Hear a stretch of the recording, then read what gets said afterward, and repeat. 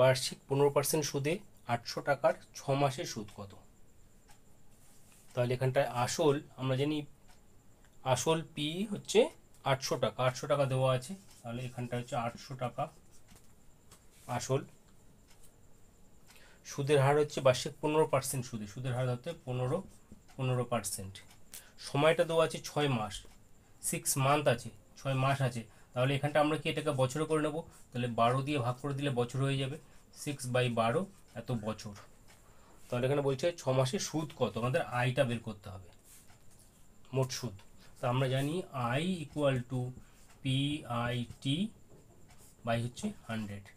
তাহলে এখানটায় মানগুলো শুধু বসিয়ে দেবো, 800 গুণ 15 গুণ 6/12 বাই হচ্ছে 100।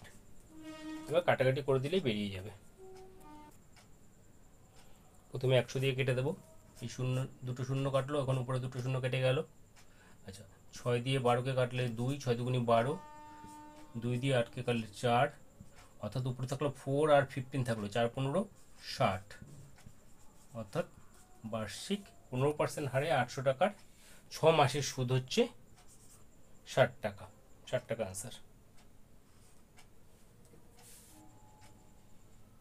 শতকরা 10 টাকা হারে সুদে 4 বছরের সুদ আসল 4000 টাকা হলে আসলটা কত?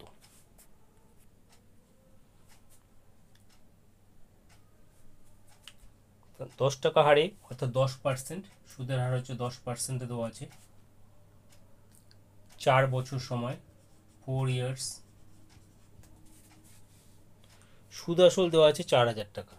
তাহলে আমি আসলটা ধরে নিলাম x টাকা, আসলটা x টাকা ধরে নিলাম। তাহলে সুদ আসল বলেছে 4000 টাকা, তাহলে সুদ কত? 4000 টাকা, এর থেকে এক্সটা মাইনাস হয়ে যাবে, 4000 থেকে এক্স মাইনাস হয়ে গেলে তাহলে ওটা সুদ পেয়ে গেলাম। এখন বের করতে হবে আসল কত, অর্থাৎ এক্স এর মানটা কত, এক্সটা কত সেটা বার করতে হবে। তাহলে আমরা জানি I equal to PIT by 100, যেখানে আই মোট ক্যাপিটাল আই হচ্ছে মোট সুদ, পি হচ্ছে আসল, স্মল আই সুদের হার, আর টি হচ্ছে বছর। আই এর মান দেওয়া আছে, মোট সুদ কত আছে 4000 মাইনাস এক্স, অর্থাৎ 4000 মাইনাস এক্স ইকুয়াল টু দেওয়া আছে কত, পি এর মান কত এক্স, এক্স গুণ 10 গুণ টি হচ্ছে 4 বছর 4, আর নিচে আসবে 100। তাহলে এই হলো আমাদের ইকুয়েশনটা। এবার এখান থেকে কাটাকাটি করে দেবো, এই শূন্য কেটে গেল।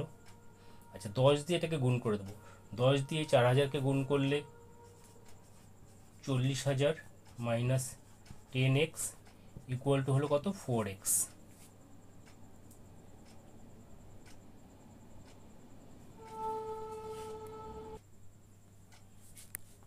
और এখানে লেখা যায়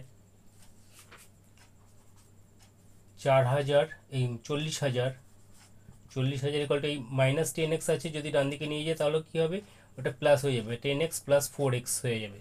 তাহলে অর্থাৎ কি এখানটা আছে 10x আর 4x হচ্ছে কত, 14x পেয়ে যাচ্ছি, 14x, 14x ইকুয়াল টু কত, 40000।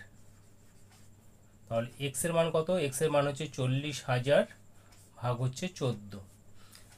কাটাকাটি করে দেবো, 2 দিয়ে কাটলে 7, 2 দিয়ে কাটলে 20, একটা 3টে শূন্য, 20000, 20000 বাই 7, এটাকে ভাগ করে দিতে হবে, 7 দুগুণি 14, 6 0 60, 7 8 56, 4 40, 5 7 35, 5 50, 7 7 49, 1 10, 30 4 7 28, অর্থাৎ 2857.14 অর্থাৎ এত টাকা